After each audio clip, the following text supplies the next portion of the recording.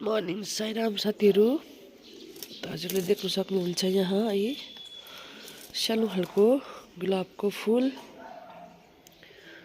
यो चाहिँ हो मेरो साथीको घरमा। हेर्नु होला सानो गमलामा रोपेको छ। साथीको बारीमै पदिना पुरा फलेको छ, हेर्नु होला है।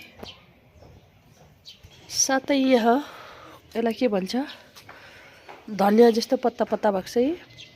के हो यो, सिनेरी कि फिनेरी अरे, यो पनि पुरा फलेको छ। हेर्नु होला सिनेरी, साथै मुलाको सागहरू छ है। यहाँ आलु पनि रोपेको रहेछ मेरो साथीको बारीमा। जहाँ इच्छा त्यहाँ उपाय भनिन्छ र हेर्नु होला यति सानो जग्गामा है के रोपेको छ, आलु, सिमी। यहाँ है यसलाई के भन्छ, यसको नाम मलाई थाहा भएन। यहाँनिर रातो रातो छ, यहाँ यही त्यही हरियो हरियो छ। घरमा अर्किडहरू पनि फुलिरहेको छ है, हेर्नु सक्नुहुन्छ यल्लो अर्किड।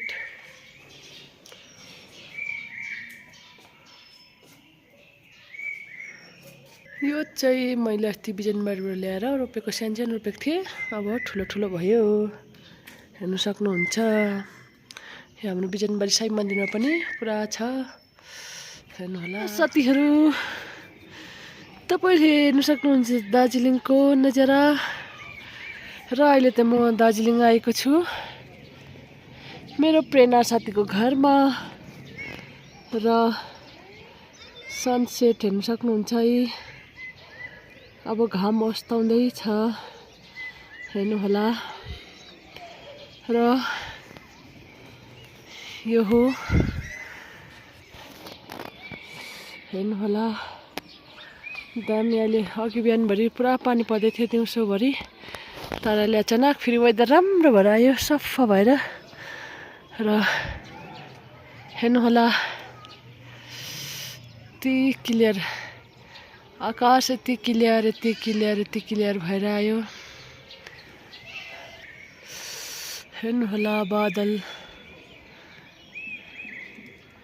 आकाश क्लियर भएर सफा भएर बसिरहेको छ। र यो हो दार्जिलिङ चानबारी। म त अहिले चानबारीमा छु मेरो साथीको घरमा। चानबारी कता हो भन्दाखेरि यो हजुरहरूले देख्नुहुँदैछ, यो हो फुलबारी बोटेनिकल गार्डन। त्यसको ठिक मुनिपट्टिको गार्डन मुनिपट्टिको गेटको पछाडिपट्टि यहाँ छ हाम्रो साथीहरूको घर, हेर्नु सक्नुहुन्छ। यो हो दार्जिलिङको चानबारी।